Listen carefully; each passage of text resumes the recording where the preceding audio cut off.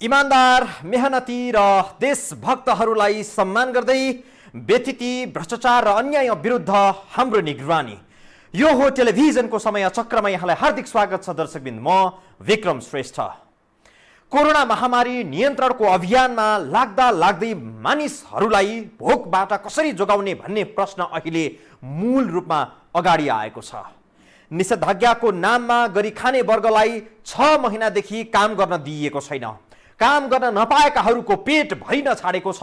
देश सहयोगापेक्षीहरूबाट भरिने हो कि भन्ने चिन्ता छ। यस्तो वर्ग समेतको जिम्मेवारी लिएको एउटा वर्ग छ जसको तलब, भत्ता, ऐस आराम, सेवा सुविधा, कमिसन कहिले 1 इन्च पनि तलमाथि हुन्न। समृद्धिमा रमाएको वर्गले भोकाहरूको आवाज सुनेन। यो हाम्रो दाबी होइन दर्शकबिन्द, यो वास्तविकता हो, तीतो यथार्थ। टेलिभिजन, रेडियोदेखि हरेक टेलिफोन कलमा सरकारले कोरोनाबाट बस्ने 3वटा उपाय प्रचार गर्दै आएको छ। यी 3 उपाय हुन् 2 मिटरको सामाजिक दूरी, भिडमा मास्क र बेला बेला साबुन पानीले हात धोइरहने। यी 3 सरल उपाय अपनाउँदा कोरोना सर्दैन भने जनता रुवाएर, जनता भोकै राखेर मर्नु न बाँच्नु बनाउने काम सरकारले किन गरिरहेको छ? नेपालमा 37 लाख गरी खाने वर्गले चैत्र 11 गतेदेखि काम गर्न पाएका छैनन्। उनीहरूको आम्दानी बन्द भएको छ। सङ्गठित क्षेत्रका केही भाग्यमानीले 1 महिनाको पुरा तलब र बाँकी महिनाको आधा तलब पाएका छन्। आम्दानी ठप्प हुँदा वा आधा कमाई मात्रै हुँदा पनि खर्च चाहिँ पुरा नै गर्नुपर्ने बाध्यता छ। गाह्रो छ नि, अब के खाने के लाउने। अब छोरो त्यस्तो बितेर गयो, कसैले सघाउ गरेनन्, ल सघाउ गर्ने भन्छन्, कसैले गर्दैनन्। अनि के गर्ने? अब पसलको भाडा तिर्न सकेको छैन। सानो चिया पसल खोलेर बस्यो भने तिर्न सकेको छैन भाडा। घरबेटीले ल किन भाडा नतिरेको, ल उठाउनु पर्यो, सामान लिएर जानु भन्छन्। अब के लान्छन्, कहाँ लगेर थुब्र्याउने? अनि पसलको भाडा तिर्न सकेको छैन। अब के गर्ने? यो बेला ठेलामा कपडा बेच्नेदेखि मकै बेचेर हिँड्ने, नाङ्लामा सामान राखेर व्यापार गर्नेहरू, तरकारी बेचेर हिँड्नेहरू, साइकल मोटरसाइकलमा मालवस्तु बिक्री गर्दै हिँड्नेहरूदेखि भारी बोकेर जीवन गुजारा गर्नेहरू, रिक्सा ठेला चलाएर जीवन चलाउनेहरूसम्म असङ्ख्य मानिसहरूको बिचल्ली भएको छ। किसानले मौल पाएका छन्, बिउ पाएका छैनन्। कोभिडको कारणले गरिब जनताहरू घरभित्र बसिरहेका छन्, थुनिरहेका छन्। आज व्यापार बिजनेसहरू सबै ठप्प छ। हामीहरूको अहिले जुन कन्डिसन छ त्यो कन्डिसन हामीहरू व्यक्त गर्न सक्दैन। हामीहरू ब्याजको पैसा, स्टाफको पैसा, पसलको पैसा कसरी तिरेर राखेको, एक दिनको न त ब्याजले ब्याङ्कले माफी गर्छ न घरपट्टिले गर्छ।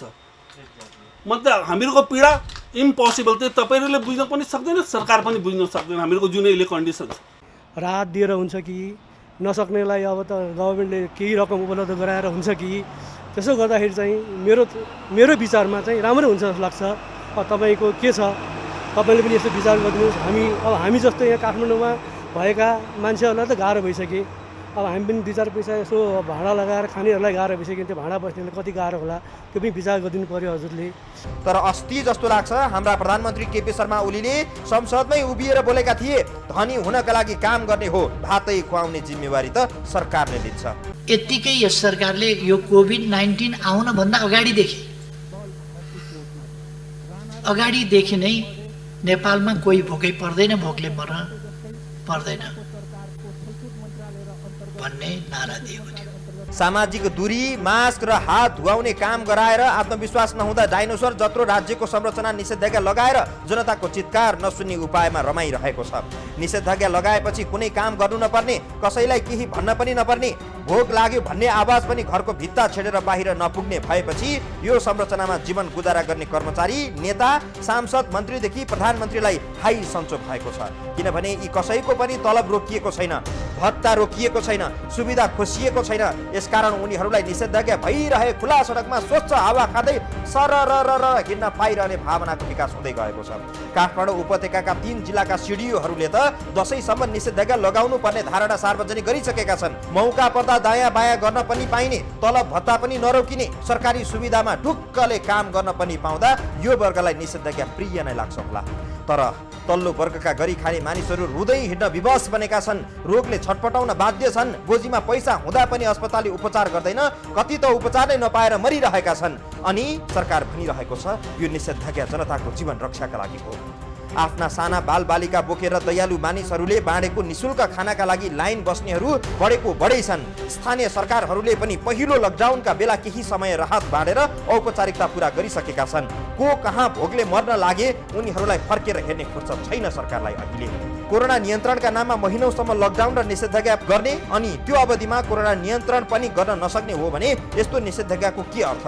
महामारी नियन्त्रणका लागि निषेधाज्ञामा जनताकै समर्थन थियो, तर त्यो बीच सरकारले कोरोना नियन्त्रणमा राख्न सकेन। अब कति समय निषेधाज्ञा गर्दा यो महामारी नियन्त्रणमा आउँछ? यो प्रश्नको जवाब सरकारले दिन सक्नुपर्छ। कोरोनाका नाममा देशलाई अनिश्चितताको बन्दी बनाउन पटक्कै मिल्दैन।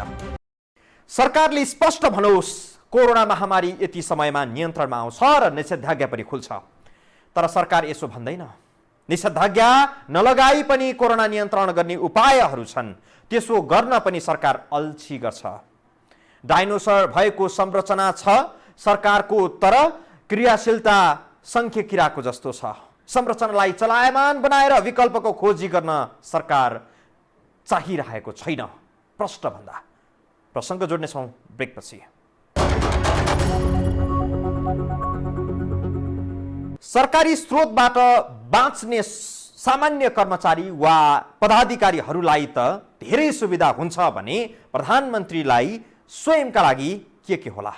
प्रधानमन्त्रीका लागि राज्यले आवास, सुरक्षा, सवारी, विशेषाधिकार, सहयोगी, सल्लाहकार जे भने पनि त्यही पूरा गरिदिन्छन्। अभाव र दुःख भन्ने कुरा पदमा रहुन्जेल दुर्लभ परिघटना हुन पुग्दो रहेछ। मानिसहरू गरिब पनि हुन्छन् र मानिसहरूको मासु भात खाने इच्छा पनि हुन्छ र भन्ने जस्तो पनि लाग्छ होला। दुई छाक खान दिनभर भारी बोक्नुपर्छ भन्ने कुरा त मजाक जस्तो लाग्छ होला। प्रधानमन्त्रीको कुर्सीमा बसेर हेर्दा यो देश झलमल्ल नै लाग्छ होला। तर जनता नै भएर अहिले बाँच्न मुस्किल छ। काम गर्ने भनेको धनी हुनका लागि हो, भातै खुवाउने जिम्मा त सरकारले लिन्छ भन्ने प्रधानमन्त्रीलाई जनताले कसरी हेरिरहेका छन्? भोका जनताको क्रन्दन यो प्रस्तुतिमा। कोरोना महामारी चलिरहँदा प्रधानमन्त्री केपी शर्मा ओलीको महत्त्वपूर्ण समय कहिले अरू राजनीतिक दल फुटाउन अध्यादेश जारी गर्नमा खर्च भए त कहिले आफ्नो दललाई फुटबाट जोगाउन र आफ्नो कुर्सीको सुरक्षामा खर्च भयो। आफ्नो कुर्सीमा आँखा लगाउनेहरूलाई प्रधानमन्त्री ओलीले विभिन्न तरिकाले राज्यको स्रोत साधन प्रयोग गरेर व्यवस्थापन गरे। अब प्रधानमन्त्रीको कुर्सीमा केपी ओलीलाई बस्नै दिँदैनौ भनेर अभिव्यक्ति दिने पूर्व प्रधानमन्त्री झलनाथ खनालको प्रतिष्ठानलाई ओलीले 72 करोड अनुदान दिए। त्यही 72 करोड रुपियाँको बिटोले अहिले ओलीलाई कुर्सीबाट हटाउँछु भन्ने खनालको मुखमा पनि गुजो लागेको छ। संवैधानिक आयोगहरूमा माधव कुमार नेपाल, पुष्पकमल दाहाल प्रचण्ड आदिका मान्छेलाई पनि नियुक्ति दिने, मन्त्रीमण्डल हेरफेर गरेर प्रधानमन्त्री ओलीले आलो पालो मिलाएर सबैलाई मन्त्री पदमा पुर्याउने र सबैलाई कमाउने अवसर दिने शैली अवलम्बन गरेको जस्तो देखिन्छ।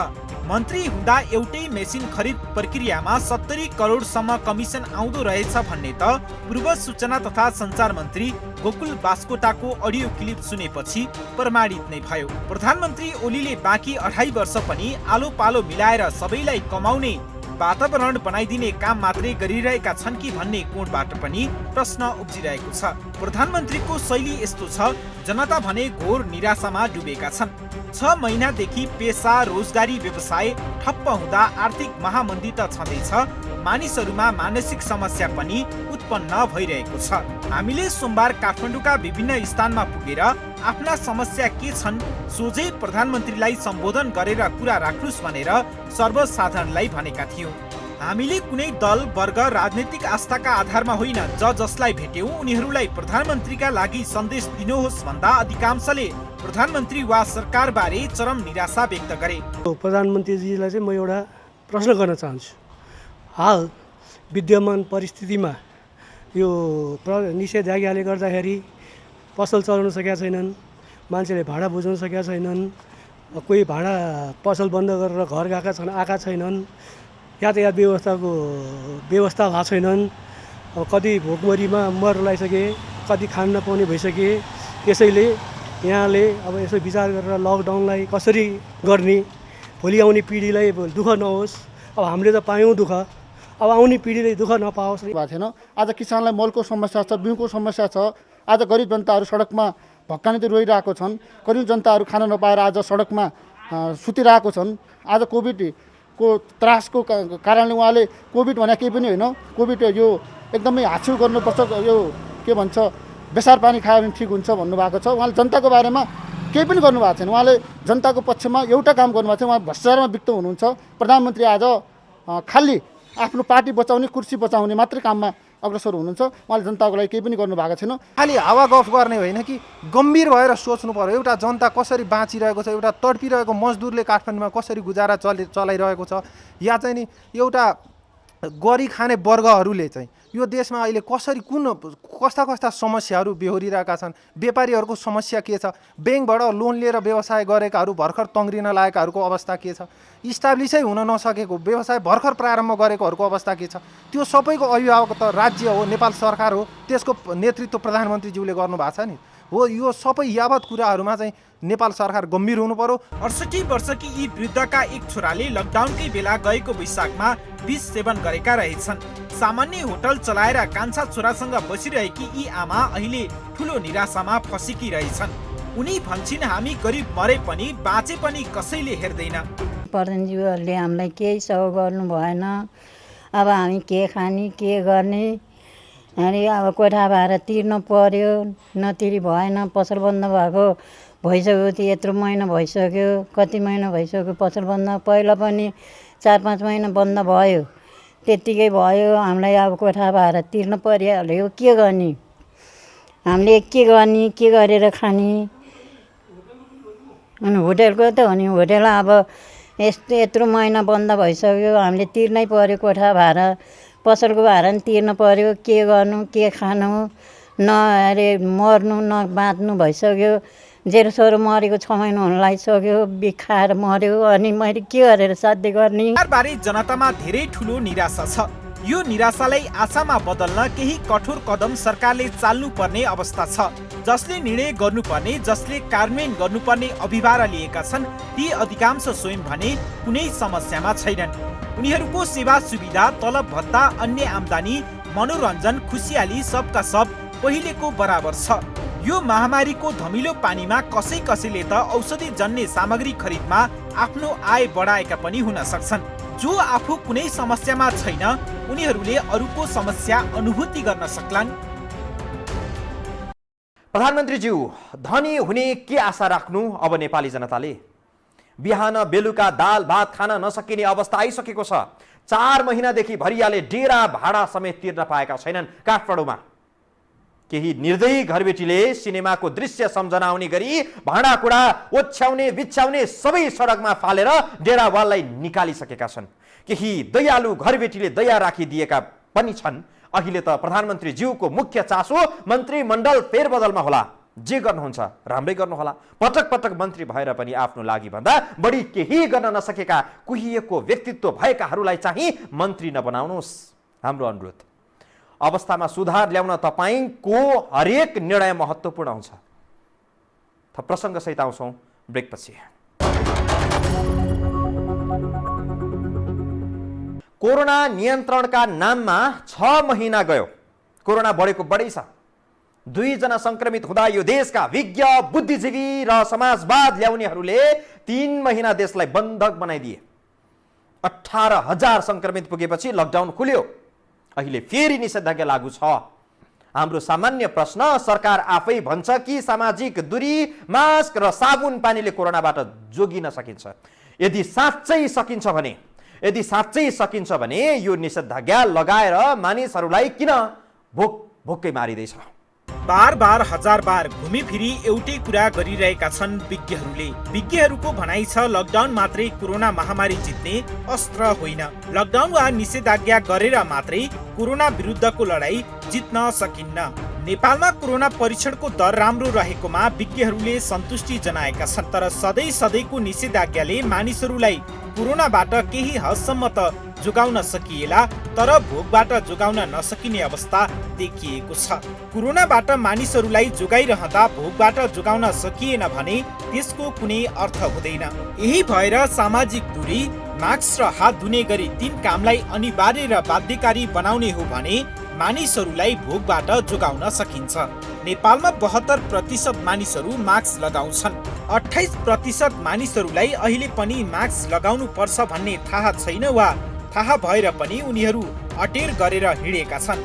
केही प्रतिशत अटेरी नागरिक यस्ता पनि छन् जो भिडभाड गर्नु हुँदैन भन्ने थाहा पाउँदा पाउँदै पनि भिडभाड गर्छन्। गत बिहीबार पुल्चोकमा भिडभाड गर्ने र ट्राफिक प्रहरीमाथि कुटपिट गर्ने मध्ये 6 जनामा कोरोना संक्रमण भएको पुष्टि भएको छ। त्यसैगरी केही मानिसहरू हात धुनुपर्छ भन्ने विषयमा बेप्रवाह छन्। यस्ता मानिसहरूलाई यी कामहरू गर्नै पर्ने गरी कानुन बनाउँदा वा त्यसो नगरी दण्डित गर्ने प्रबन्ध गर्दा धेरै मानिसहरूलाई कोरोनाबाट जोगाउन सकिन्छ भने लाखौं मानिसहरूलाई रोजगारीबाट पनि वञ्चित गर्नु पर्दैन।